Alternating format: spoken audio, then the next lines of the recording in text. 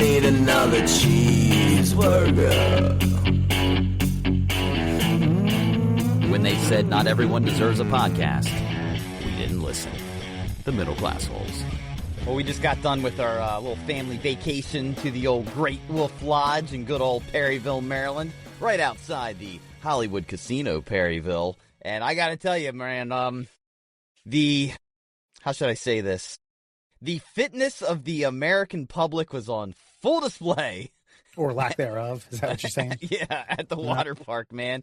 It's so disappointing. I mean, I don't go in there to be creepy or anything, but it is nice to, like, go to a place where bathing suits are and maybe have a little drip or drap or droop-a-doop of, like, eye candy hither and thither. To say that, like, the weekend before last, I was in Ocean City when Senior Week was there.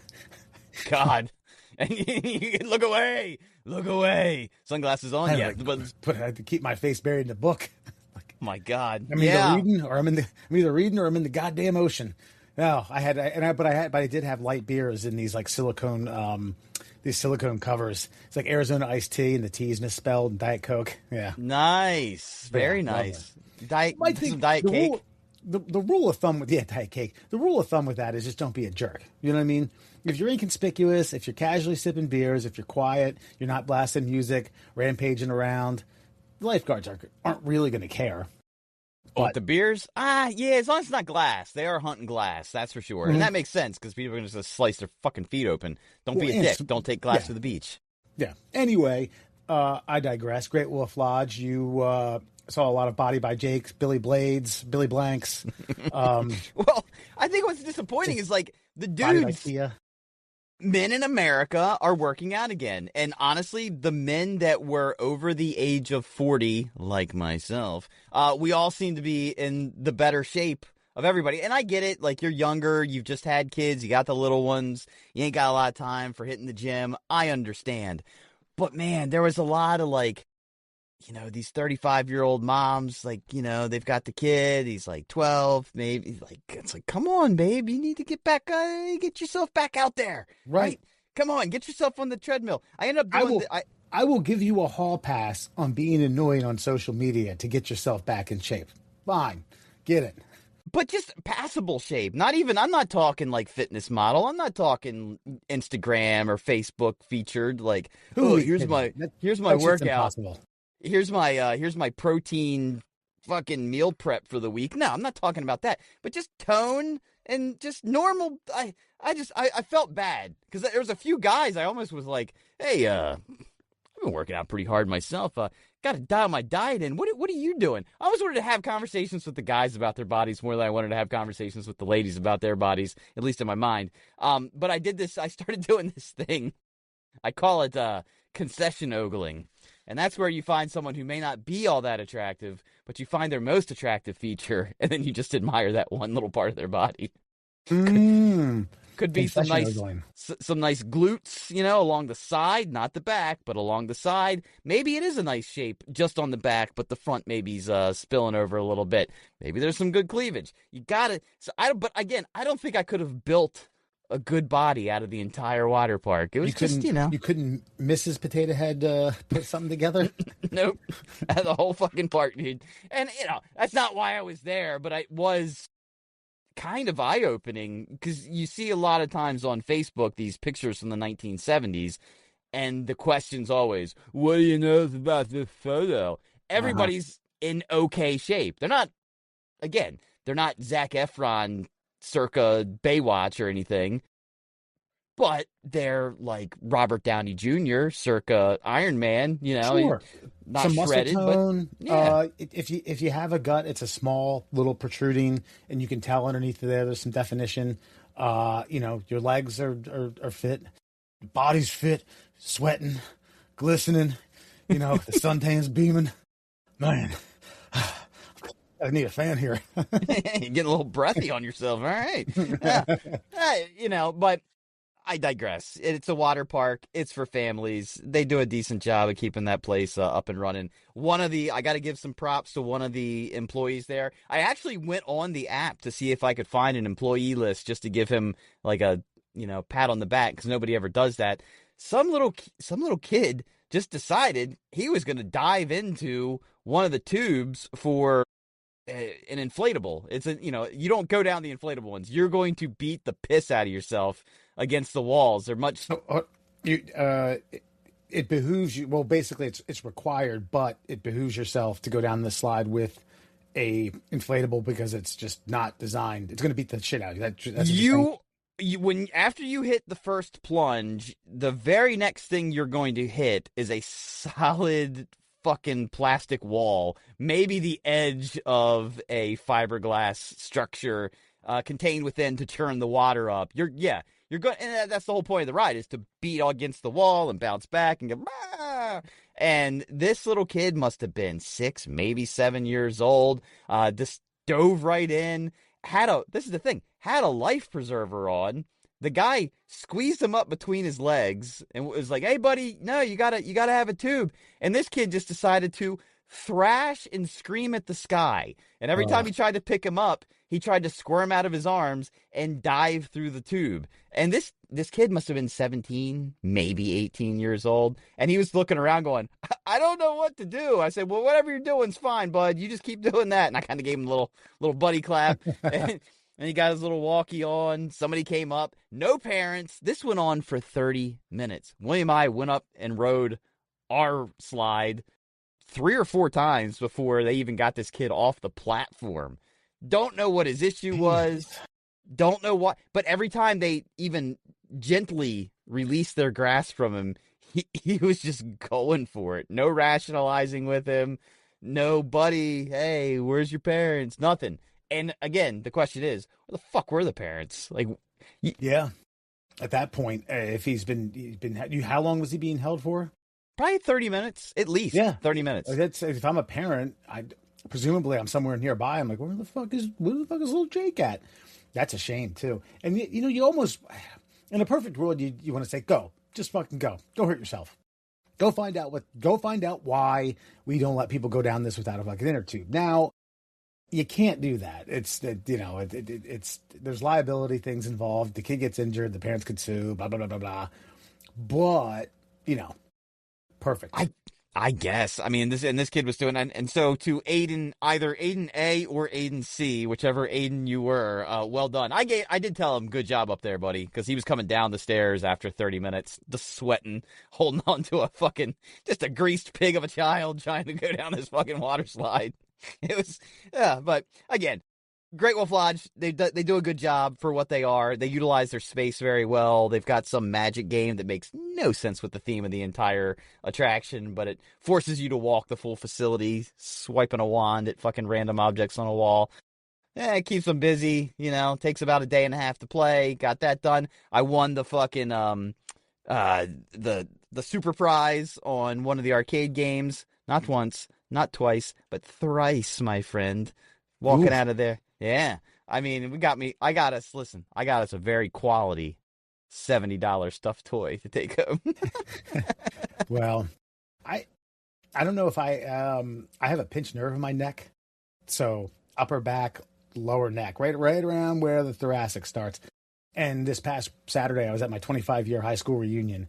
And I kept thinking I'm going to have to preface every conversation I have with someone like, hey, if I'm like leaned weird or standing, cockeyed at 10 degrees, it's because of this. Luckily, the alcohol and the anti-inflammatory I had kicked in. Yeah. But so at my mom's house, where 4 other people, well, it was supposed to be 4, it turned into 3, were supposed to stay the night. We have window units in the bedroom because my parents didn't have, HVAC. And my brother's old room, I think there's 3 of them up there. And I think I just randomly grabbed the one that doesn't work anymore. So I went up. This is after the reunion and after another brewery that we went to really, really tie one on, and came back and drink more for the Knicks win, game 5 of the finals. I was like, all right, well, I got to change it. I got to swap it out. This is the room I'm staying in. And drunkenly lost grip, and that fucker fell 3 floors. And I checked it out the next morning.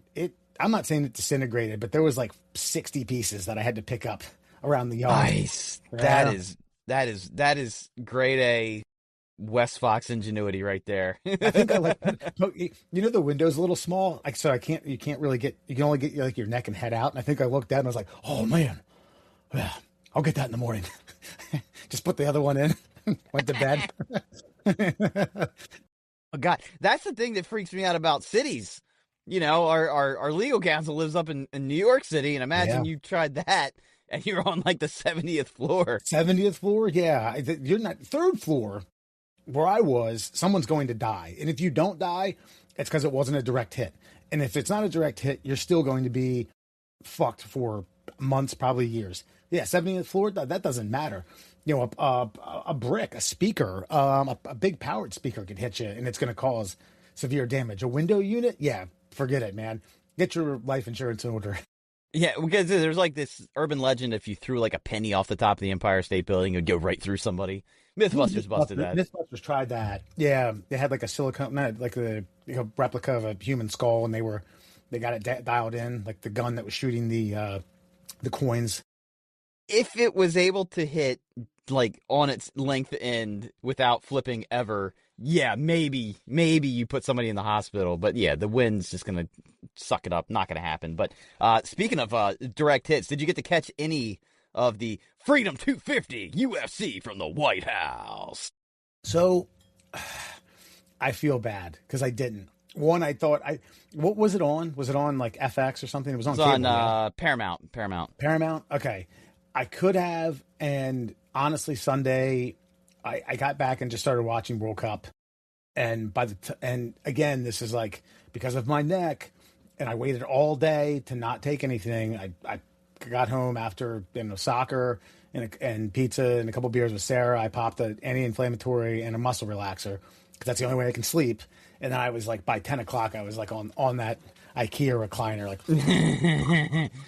So, look. Have seen highlights though. But I agree. I wanted to go back and just watch because I didn't get to see the first few fights. I think I saw from like the Sugar Shane O'Malley fight all the way through. And usually I'm pissed that these fights don't start until like, I mean, my God, the final fight started at like 12:30. I think I texted you to see if you were watching it, and I was just like, man, I don't. But this is a full day at Great Wolf Lodge. Everybody else in the room is asleep. I've got my iPad. I'm dialed into fucking Paramount Plus. And that last fight, Justin Gaethje versus Ilya, I can't remember how, Tapure. He might have done irreputable damage. I mean, I don't know. I'm not going to say that guy's not going to fight anymore, but he might not be the same. Sometimes when you get beat up like that, a little something gets beat out of you and you ain't getting it back. Dude, I just don't see, and everybody was speculating, I don't know if it's official now, but like cracked orbitals, both sides. Yeah. That nose had to be broken, or that's part of the cracked orbital. I'm shocked they let him go out for another round. I know they stopped it, but I'm surprised the ringside doctor was like, yeah, okay, yeah, we'll get it out there for a fourth. Well, that was another part of the controversy. So between rounds, they had the doctor evaluate him. I think it was between 3 and 4, and he was fucking hurt. And you could see him take his first real breath at the end of those 60 seconds. And then they had the doctor come over. And I don't know if it's the doctor didn't speak English or if the doctor didn't speak Spanish. It's DC. It's a different body, athletic commission. It's not Vegas or, what some of these other places that they fight in. I'm not saying that it's an inferior athletic commission, but it's different. But the cornerman and there, I think his brother was the one saying like, he can fight. And I think his ring guy was like, nah, dude, he's fucking done. And I think the doctor overheard somebody say he's done and went like, no. And then Tapure's like, no, I can go, I can see. And then the ref comes over and separates the doctor and the fighter and the ring guys so that they can actually have a real conversation without any influence. And then the match keeps going, but it's like, well, he just had 2 minutes to rest. And he came out early, and it was like, oh, he's fresh. You give a world-class fighter an extra 60 seconds of sucking air, and he's almost back to normal. And I thought Gaethje was going to end up losing. There's going to be a big controversy. But nah, man. Gaethje just kept hammering. And they both were hammering the shit out of each other. Let's not say the face shows it as a one-way fight. But those liver shots that Gaethje was catching in the fucking rib cage were just deadly. And it makes me wonder, like, you talk about your air conditioning unit falling 3 floors and hitting you and maybe you'll be all right. I don't think any of us normies survive a single direct shot.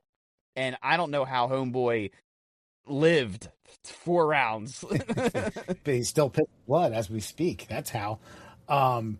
Yeah, and I got to tell you, I was in awe of the spectacle. And it was a small setup too. I think they only had about 3,000 or 3,500 seats, which you can only do. It's the White House lawn. You're not going to set up 10,000 partial bleachers. But you know, the canopy, the lighting, the intros.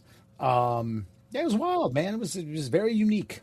The star of the night was the United States Marine Corps Band playing everyone's entrance music live. And Justin Gaethje's walkout song, it's like this slow kind of country song, and it was like, "Ain't no grave gonna hold my body down." That was the refrain of that fucking song.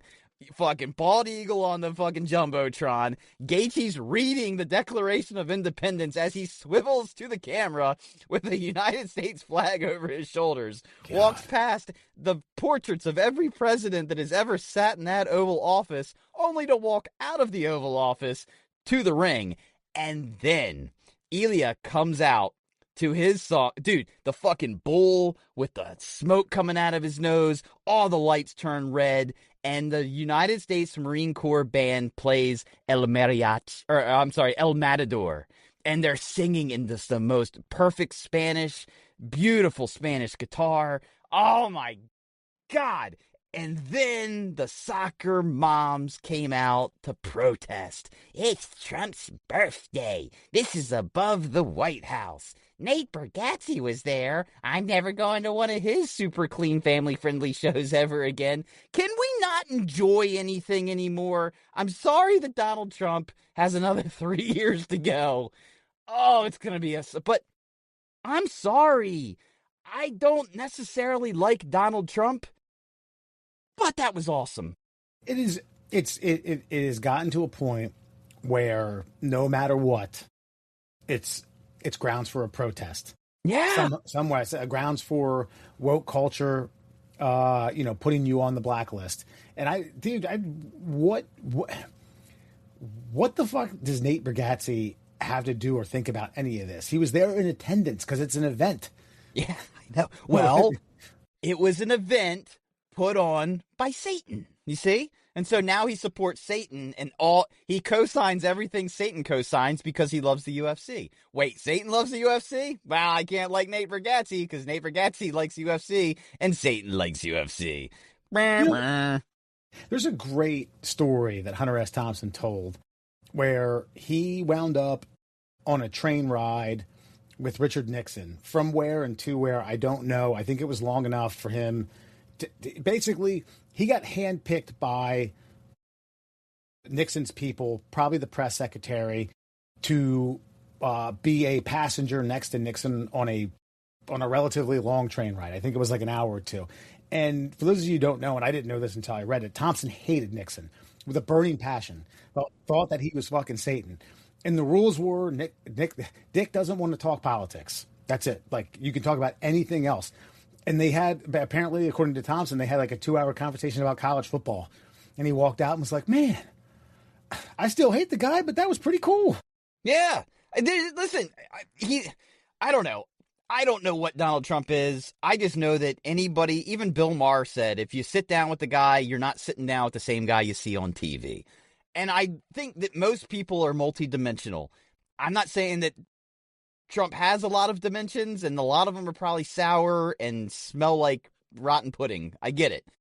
But he obviously has a fair amount of close, you don't necessarily have to call them friends, confidants, whatever you want to call them.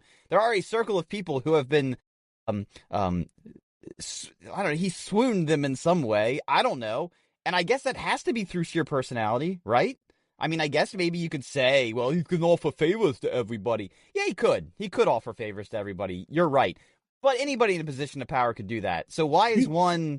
Yeah. I don't know. Listen, you can hate his politics and hate the man and still enjoy a UFC event on the White House lawn. You're not a bad person, folks. You're fine. But this is the conundrum with it, is there is no other person who has ever sat in that office who would have the balls to allow Dana White to construct a fucking, erector set on the lawn of the White House for human cockfights for the United States of America to enjoy in all of its glory. And I just don't know of anything that's more American than two guys going with fisticuffs. I don't know. And it's not like they were all American fighters. The only parallel that I can draw is we were setting up AV equipment for the mayor of Baltimore at the time, and it was Rawlings Blake, and one of her Secret Service members had to come in and inspect everything. And I remember he goes to me, he goes, "What's that right there?" Basically, he's asking what every piece of equipment is. "What's that right there?" "It's a power cord." "All right, where's it go?" "It goes into the wall unit to power up the control panel." It's like, "The control panel? What's the control panel doing?" It's like, "All right, well, this one turns the lights on. This one turns the projector on. This one does, microphones." And it was probably 30 minutes of Q&A. I can't imagine what these fucking AV guys got with Secret Service. Oh, my God. Right. Yeah. What's that? This is a screwdriver. What do you do with it? "Well, I put it into screws and I turn it to hold things steady." "How do you do it?" "Well, counterclockwise." Damn it. I was about to say counterclockwise. Wait. You hesitated there. What happens if you turn it the other way immediately following the first turn? Yeah. Yeah, well, and Dana White lost a lot of money on doing that. I think it cost him $2 million just to pull up the grass, and he said it was going to cost him another $2 million to put it back down in the exact spot they ripped it up from. I think $60 million overall just for the construction of the ring on the lawn. I think he also paid for the jet fuel for the most amazing flyover I've ever seen, by the way. Jesus Christ. Listen, I just wish everybody could put a pin on their outrage on certain things and just accept them for what they are. And I think there's not been a better display of people accepting America for what it is than the global community who's been visiting us for the World Cup. You've seen it. Like, what have you seen? What has been your reaction from, like, the TikTok videos, the Facebook, Instagram? Well, the big one, obviously the one that's gotten the most press and the most, social media shorts and clicks or whatnot, are the Scottish taking over Boston, going to Fenway Park, and Fenway Park basically like, "We're out of beer. We don't have any more fucking beer." It's everywhere. I saw a bar owner saying that, like, they double ordered. What's the Tenant? Is that their big beer? I'm not sure. I've been to Boston twice and I don't know. No. But it's a Scottish beer, and they double ordered like all of their orders, and they were done for. And then they said they ordered again, and the distributor called and said, "I'd love to hook you up with that, but we're out of it now too." The wells run dry, buddy. Yeah, they are actually. I think they're actually getting shipments as fast as they can across the ocean just to keep going. And Sam Adams had to do an emergency brew or something like that. They had to empty their bright tanks or some shit, something wild, like beer that was close to finish. They had to fucking go ahead and bottle it just to get it to the bars. They had to emergency youth authorization of some of the Sam Adams. We're not going to go through the last round of vetting this. Just get it on the streets, baby. But then the Japanese are in Texas, and they're trying fucking barbecue and brisket, and they're just, the best one is this guy's like, "I don't speak English, but I am very excited. Japan. It's like, you put anyone who's never been to Texas in Texas. I don't care if it's Houston, Dallas, San Antonio, Austin, and then the hundreds of other fucking relatively decent-sized cities. And if you've never wrapped your lips around a piece of slow-smoked brisket, your life's going to change. Japanese, Croatian, Dutch, doesn't matter. And I didn't realize that ranch was such an American condiment. They're going nuts, Hidden Valley's dude. Talking about, like, we need to hit the Europe market. Yeah, dude. At least do, like, one of those, like the McRib. Like, fly into Europe twice a year and be like, hey, you guys remember this? Huh? Yeah. Remember this creamy, delicious, dairy-based product that you enjoyed so much? A little bit of dill, a little bit of this, a little bit of that, a little bit of yum. There was a good one. I guess so. Japan played in Houston, and they went to a Mexican restaurant, and they said, "Oh, well, we didn't order that." Like, no, chips and salsa come with the table. And I was like, "Oh, really?" So the table ate it, and then they filled it back up. I said, "Well, why would you do that?" He's like, "No, look, it's complimentary." Why are you complimenting me? No, it's for the table. And it doesn't, these are free. It doesn't matter. Like you keep eating them, we'll keep bringing it. And he said he felt compelled to continue to eat because the people were so nice to keep bringing it, and it ruined his dinner. He didn't eat a fucking bite of his dinner. Oh, I'm so full. I was like, dude, hey, one, you learned a little something about Mexican restaurants, and two, we've all been there, buddy. We've all ruined the dinner because of too many chips and salsa.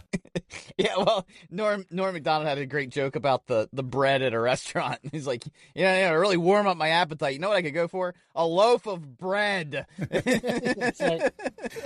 Yeah. But the Europeans, like the ice, they don't do ice over there like we do ice in every single drink. Air conditioning, they don't have air conditioning.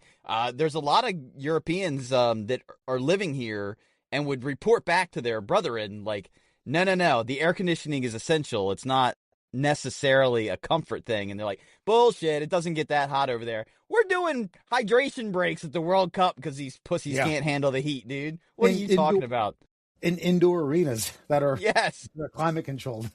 Yeah, because they had a meltdown, I think a summer or two ago in Britain because it was getting up to, hold on to your seats, 80 degrees Fahrenheit. Ooh, yeah, man. They couldn't take water it. Those greens, baby. They thought they were going to die over there. But I think the most complimentary thing that I've heard is how nice we are. Now, some of it, I hate to break it to you, rest of the world. You weren't in New York when they won the NBA championship.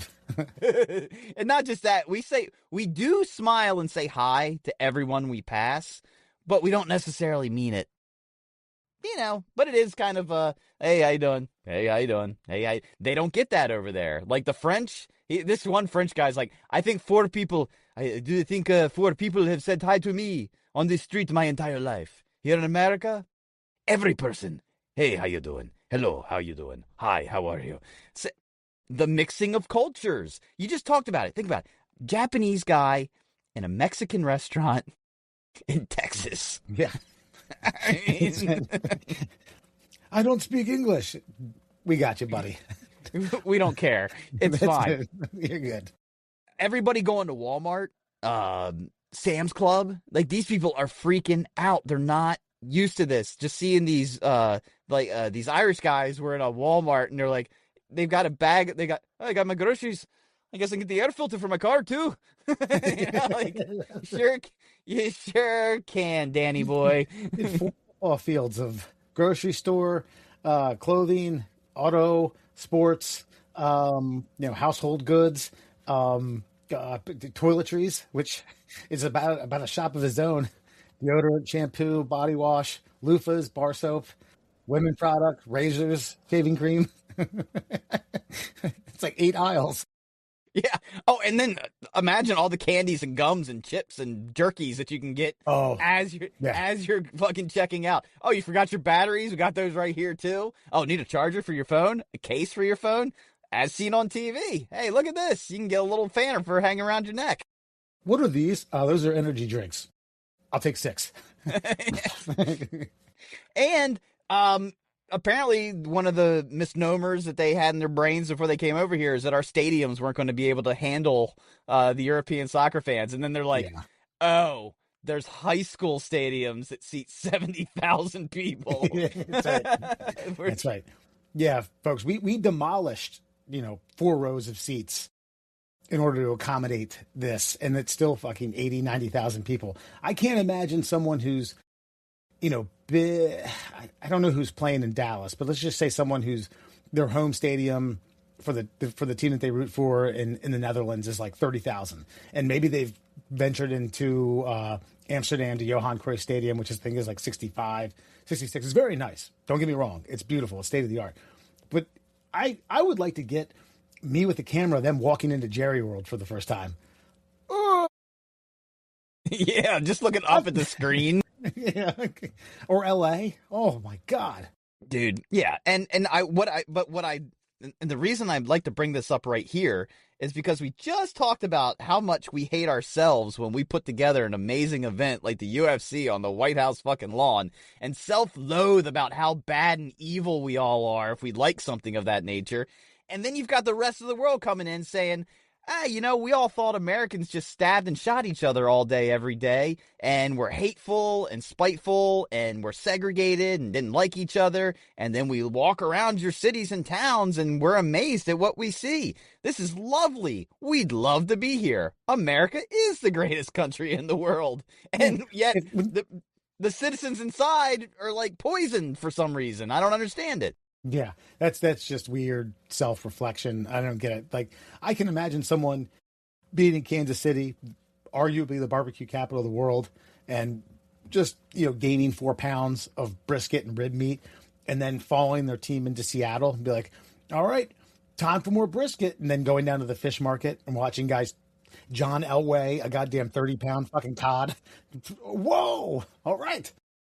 I don't think I truly embraced the brilliance of the spreading out of the games until I realized that these different cultures are all experiencing different cities because that's where their group teams are playing.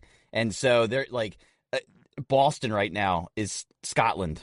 You know what I mean? And so the Scots are in Boston. That was what a great venue. Same accent. You know what I mean? Like, yeah, that's right. Put them there. Oh, the Japanese, they're going to love whatever experience they have. Let's send them to Texas. Oh, man, that sounds hilarious on paper, and I bet it will be on TikTok, and it is. Yeah. Send the bigger clubs, that are used to a more metropolitan feel. Just send them to L.A. and let them be mesmerized by the pomp and circumstance of that city. But yeah, dude, well done, everyone. And thank you to our European and international brethren that have come here to help me realize that I am as lucky as I am to be in the country that I am in. 100%. Yeah, I was Friday night for the first USA game. I was at the bar that I go to for the Newcastle matches. And there was a guy from Scotland who is in town for the next 3 months for work, came to that. And he said, I was outside laboring my back, trying to not be a fucking stick in the mud and massage myself and do some stretches. And I didn't have to do that in a bar setting. He came outside to smoke a cigarette and said, I actually came here to hassle USA fans. I came here to kind of be a dick, thinking there was going to be 3 of you. There's 50 of you in there. One, I'm shocked that many of you shelled out to come to watch the first match. Second of all, your team's playing incredible. And third, why are you behind it? You asked me, and I say, one, I've watched United States soccer since 94, and I've been a fan since then because I play soccer, and it's kind of ingrained in my DNA. Two, it's one of the few times we all get to be rooting for the same cause. I don't know what happens in L.A. and San Francisco and Seattle. That is another world away. I couldn't say could be. That is. It's 3,000 miles. I don't listen to their news. I don't know what's going on in those towns. But if I rolled into Seattle to watch a USA match, you know what I'm going to find? USA soccer fans who are going to be hoopla and fucking high-fiving and ready to fucking rock and roll. And it's exciting. It's lovely. And I'm glad. I hope that the longer this tournament goes, we get more international fans coming in here. I hope we get Iranian, Moroccan, Ghana, Croatia. I want to see them all. Come here and wrap your lips around a 12-hour slow-roasted brisket, baby. Wrap your lips around our sweet smoky meats. Yeah, that's it. I did do that punchline quickly. I didn't think you knew what I was going to say. Uncle Sam's hog, baby. Just dripping. Dripping with freedom, baby. I do want to see someone comment on the fact that MetLife isn't in New York. You told me New York. It's 40 minutes away. I know, and we know it's New Jersey. Everybody's bitching about the walk and not being able to walk to the stadium and stuff. And now I'm just like, we were just finding something to bitch about. Everything's going fine. Yeah. Everything is going fine. But to your point about everybody rooting for the same thing. Look, America isn't super hot on soccer, but we will root for America, generally speaking. By the way, the national anthem on that opening game, I don't know if you heard those two motherfuckers belt that shit out. I don't know. That might rival fucking Whitney, dude. Like, I mean, it has to come in second because there was two of them to pull it off. But my God, what a wonderful rendition of that fucking song. No hoopla, just gorgeous voices, fucking finding unison. That's a metaphor for what we should all find here in America. But I think because we're not as hot on soccer, everybody's tuning in with low expectations, and then when they pull off a 3-1 victory in the opening round. Oh, was it 4? I must have tuned out at 3-1. Jesus, man. But the point is to be pleasantly surprised by something like that. Now you've got people like, oh, they're good. More people are going to tune in. Right. That's more unity, and that's what we need. Right. But we do tend to overperform against bigger teams and underperform against lesser teams, which is always. But not to sound. And you figure, like, listen, World Cup, this UFC event, the phenomenal NBA Finals, that's 100% overshadowed a good NHL Finals, and you also have the MLB All-Star Game for the 250th anniversary of the United States taking place in Philadelphia. There's a lot to be celebrating in this next 6 weeks.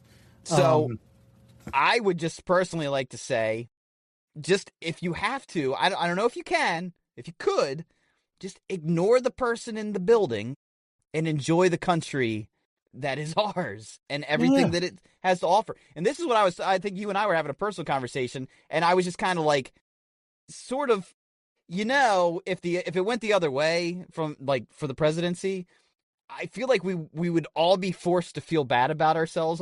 Well, we've made it 250 years, but it's been a sad 250 years. We should really go. We got a lot of growing to do.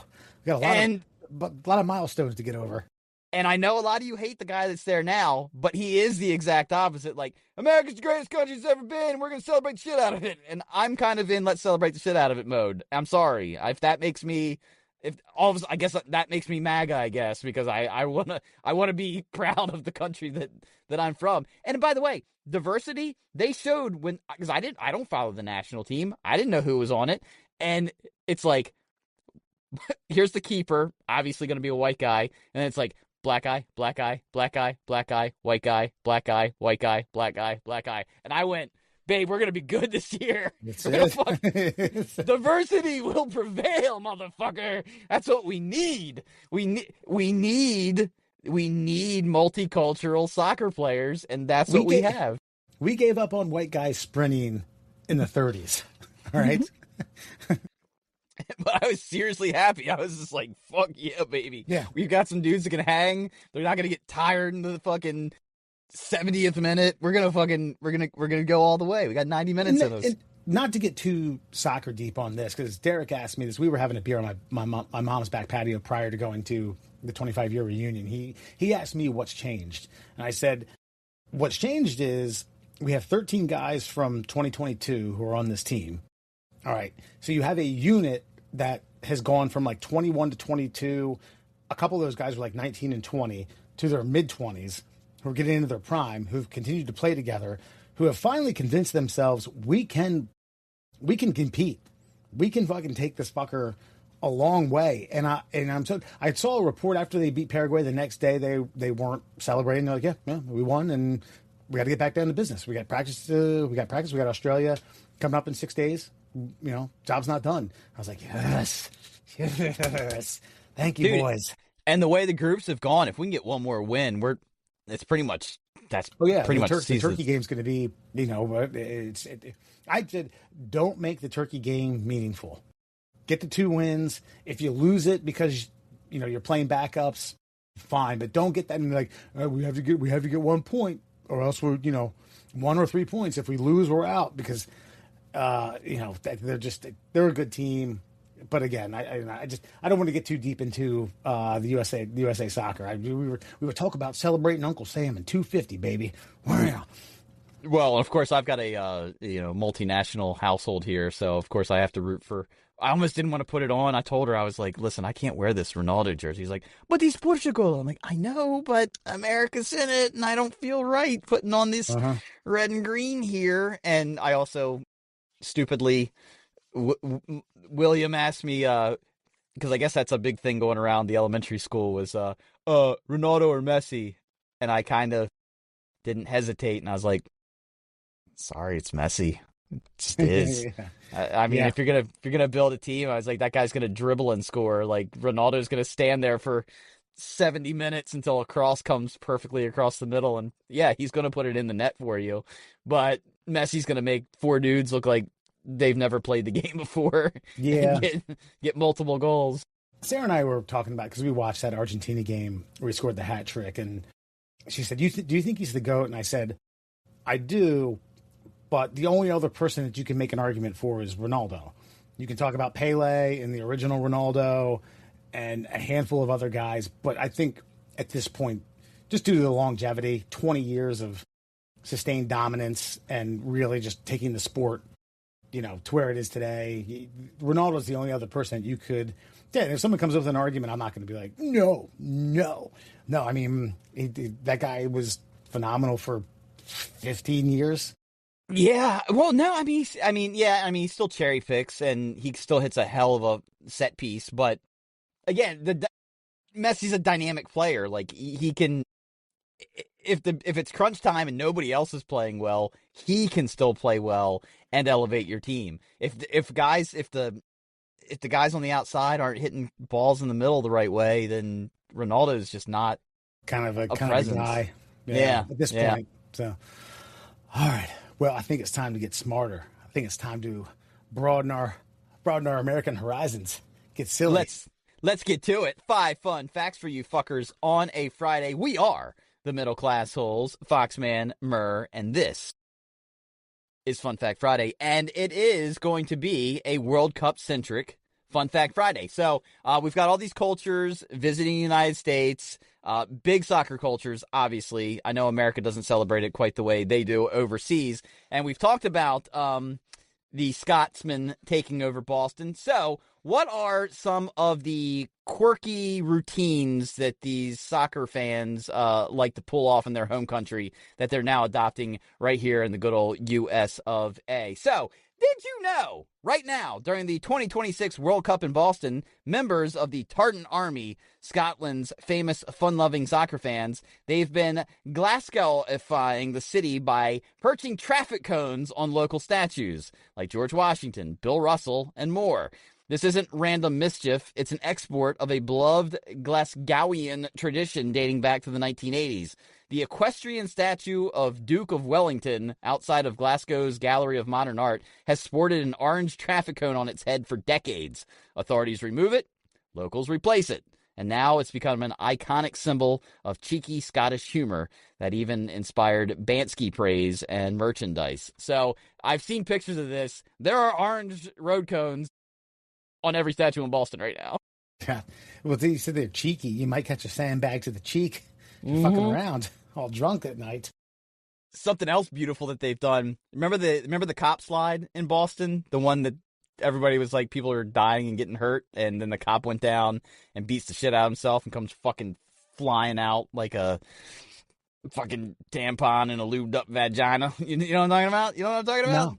No. Well, they found the park where this is, and now they're taking tumbles straight on through, boozed up on all of Boston's beer. But Scots, baby, thank you. Appreciate it. Did you know, while most fans bolt for the exits, Japanese supporters for their clubs and their national teams famously stay behind to pick up every scrap of litter, leaving the stands absolutely spotless. This tradition, rooted in deep cultural respect, a bird that flies never leaves a trace, went viral at multiple World Cups. Opponents and hosts were left stunned, and the venues were left immaculate. Pure wholesome absurdity in the chaos of football. I did see that because at Houston, some of the people who for the stadium event staff were like, "Oh my God, this is immaculate." There's like a popcorn kernel, and God bless them. I'm not saying you listen. I go to an Orioles game, I drink a beer, I crush the can, I throw it underneath my seat, and I don't pick it up. Yes. There have been some instances. I used to run an auditorium at a hospital that used to have morning rounds a couple days a week at like 6 a.m. And these are, post med school students. Most of them are residents trying to get into their respective division of medicine. And they would eat breakfasts. They would like peel oranges and throw them underneath the seats and leave the orange peels underneath there. And I would have to clean them up. And there's a couple times where I was like, I'm going to catch this fucking punk. I'm going to grab the orange peels. I'm going to smash them in his face and say, you don't fucking clean it up, huh? You think this is a fucking cafeteria? You do this in the cafeteria anyway? God bless them. That's fucked up, but... There's no better smell than an orange peel to the face, though. So, joke's on you. You're going to get mushed by something. Do an orange peel. Yeah, I understand. Yeah, and it kind of makes you feel like a dick, like as just a regular old American doing exactly what you go to a game, you get a fucking thing of peanuts, crack the shells, throw them on the ground, don't worry about it. Well, we're making jobs here, folks. That's what we're doing. We make jobs. Somebody got to clean it up, and we're gonna pay. It's always the argument with the cart narc. So someone's paid to clean that up. Someone's paid to pick those up. Like, does that mean you should poop all over the walls in the bathroom because someone's paid to clean the bathrooms up? They're paid to bring the carts back into the store, not collect them from every parking spot along the fucking parking lot. Right. And not have them fucking get a gust of wind with a little bit of hill, a little bit of gravity on them, and bash into someone's Buick. Jesus, dude. I do want to find the person who built the food line in Perryville and decided that parking lot was just dandy when they were done with it. That third-degree pitch? Yeah. Yeah, all the way down. There's no stopping it. Like, you have to gently lay the cart against your bumper or it's done for. You're going to chase it. It's over. They should almost put, like, brakes on all their carts just so you don't lose. Asshole. My fascination with the guy who does the I think it's Christian something or other, the cart narc, rather. Agent Sebastian, sorry. Is that the energy that these people spend to get out of the car, to chase him, to tell him, don't put anything on my car. You're vandalizing my car. If you touch my car again, I'm going to fuck you up. And then they chase him a couple times, and he's actually pretty fit. He runs. He's like, yeah. You're not going to catch me, sir. You're not going to catch me. The energy they spend to do that, they could have grabbed it and walked it fucking 12 feet. Yeah, I know. Yeah. I know.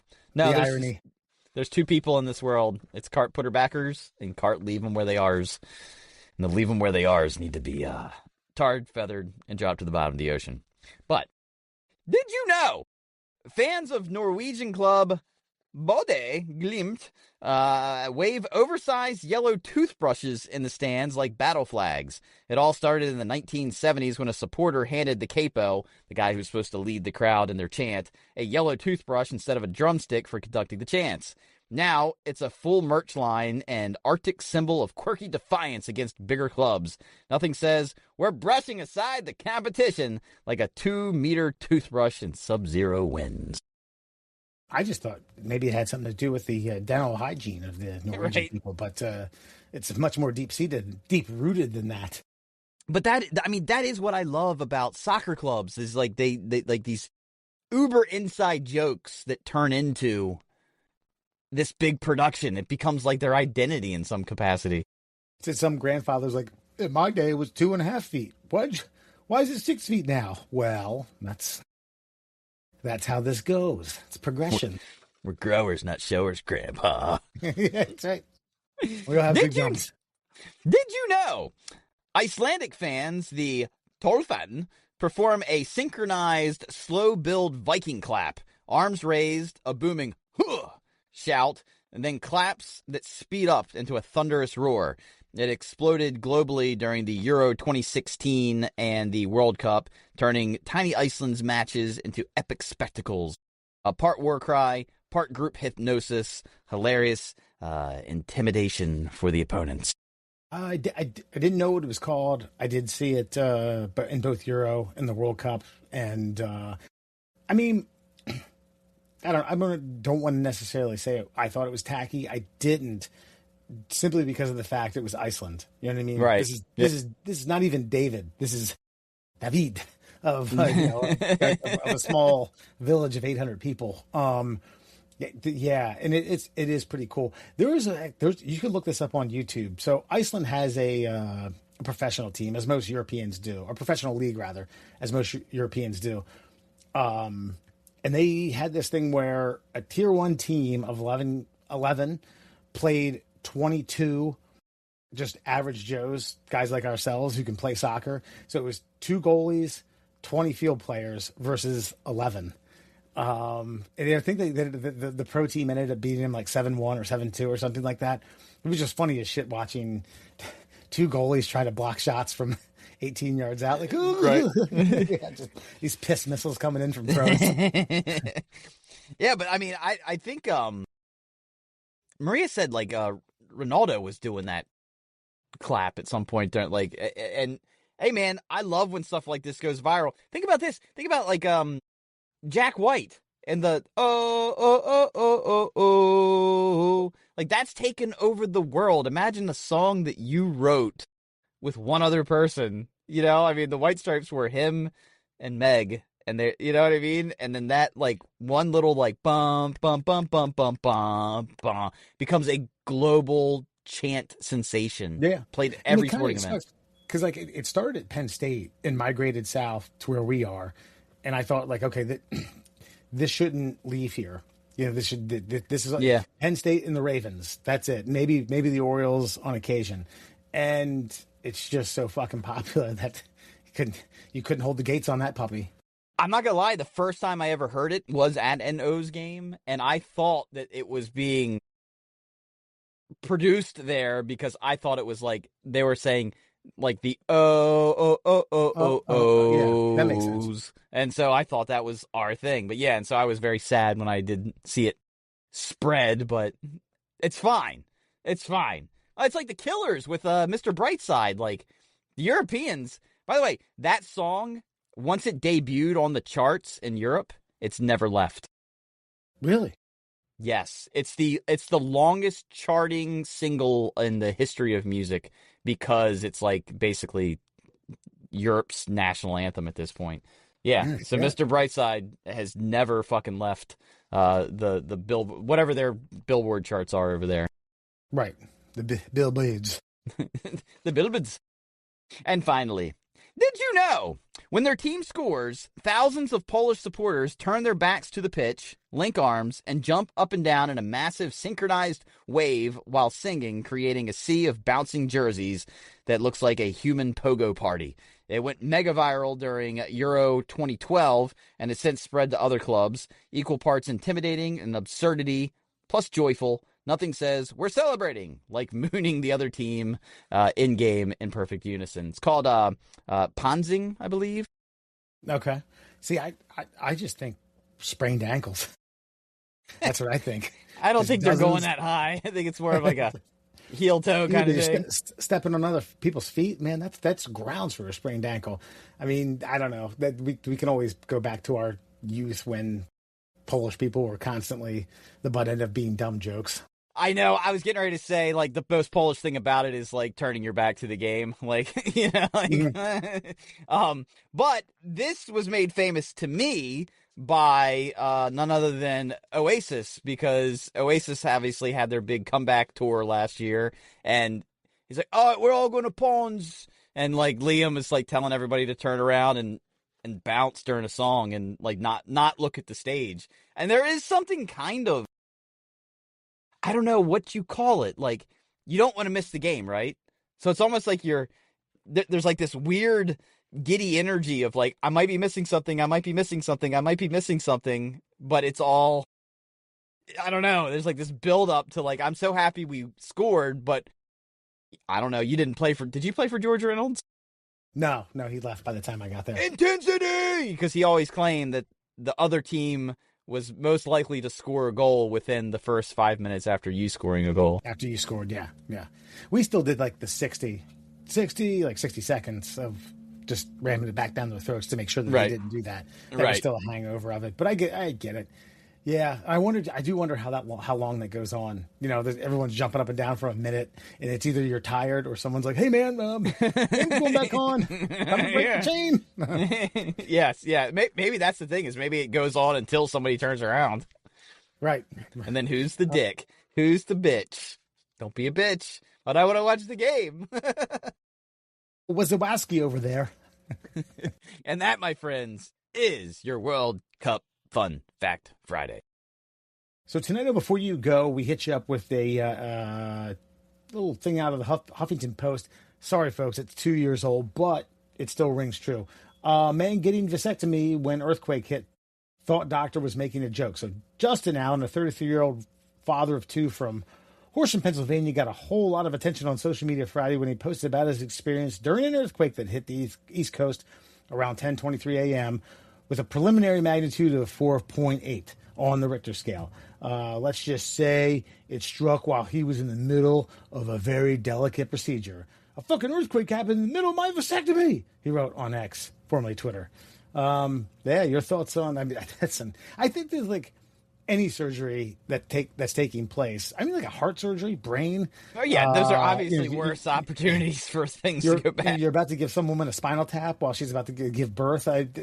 None of these things are convenient, specifically on the East Coast. But yeah, for a guy, I can understand why the old vasectomy thing, the old fun bag and a 4.8. Yeah, I mean, I think as a race of creatures, you know, the genitals are very precious because they allow for the next generation to spawn from them. Now, I know this is the exact opposite of what's supposed to be happening in the vasectomy portion of things, but as a man who's had a vasectomy, yeah, you're numb, but you can still feel, and there's like the tugging and the pulling, and you can tell something's happening, but your brain's not registering pain, and so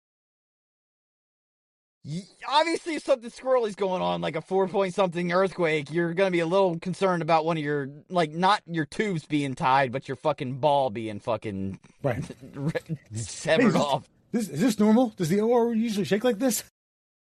Yeah. Calm down, buddy. Yeah, so I mean, you know, and you're cocking, and this is the worst part, by the way, about the vasectomy, is that they put like the square hole just over your cock and balls. I have a feeling they could probably operate without that there. So it's just like let's put this on full display. And so you've got this guy down there tinkering like he's putting the fucking ship in a bottle, and then no. You better have that nitrous fucking tube in your fucking face, yeah, or there's gonna be a little bit of a panic attack. Absolutely. Who wants more bubble gum? I feel like I'm on a water park. Well, every time you say bubblegum, I think of you and your ball trick. That's right. Listen, folks, it's tried and true. I was kind of waiting. Well, I did it a lot in college, and I was. Derek was like, "Hey, you should pull it out the 25 year." It's like, I'm not doing that. I'm not sexually assaulting this entire bar for Although your amusement. there was someone who I had talked to at the 20 year who said she didn't know who I was at the 25 year. Who are you? And I was like, Wes Fox. And she was like, oh, you used to spike your hair up. Sorry, I didn't recognize you. And I was like, what, sometimes in my mid-20, 25, 26, I realized that was stupid and need to grow up. So I started partying to one way, and you don't recognize me from that. And that person, I damn near was like, hey, Stacy, I think I sent some gum. Sometimes I think some of these people are so, like, socially uppity that it's like, hey, yeah, I bet she knew who you were. I just have a feeling. You're not a forgettable guy. And I mean that in a complimentary way. Like, you have a personality that does not allow you to be, like, easily misremembered. So there was one guy who I straight up was, nope. And he said the same to me. And I went back and looked at the yearbook a day later. And I was like, okay, yeah, he did. Still, looking at his picture, don't recognize him. Had a great, 10 to 15 minute conversation with him. It was like, okay, well, we don't remember each other. We're here. Let's, what's happened in the last 25? What's happened in 25 years? Actually, what's happened in the last 43 years? Yeah, As a matter of fact, beginning, he gives me the chunk treatment from Goonies, and then he told me that I could only. But I've always found that those are the most intriguing people to speak to. Like, there's a couple of guys that I went to school with, always pleasant to, but didn't play sports with them, didn't have a class with them, maybe saw him in the lunchroom, like, hey, Dennis Harris, that's the one. He had a brother that was a little dopey, but yeah. But yeah, I always said, like, you're my favorite person, like, from school that I ever get to run into. Don't know why. You just never got to interact with you there, but I wish I had. Yeah. Yeah. I feel the same way. And I think some of that has to do with the intrigue of, like, you didn't play sports, you didn't go out to party, and you were content. Yeah. And I'm not saying you had to do those things to be happy, but, like, yeah, I did, like, I didn't, I don't think I ever crossed paths with you outside of the confines of the fucking school.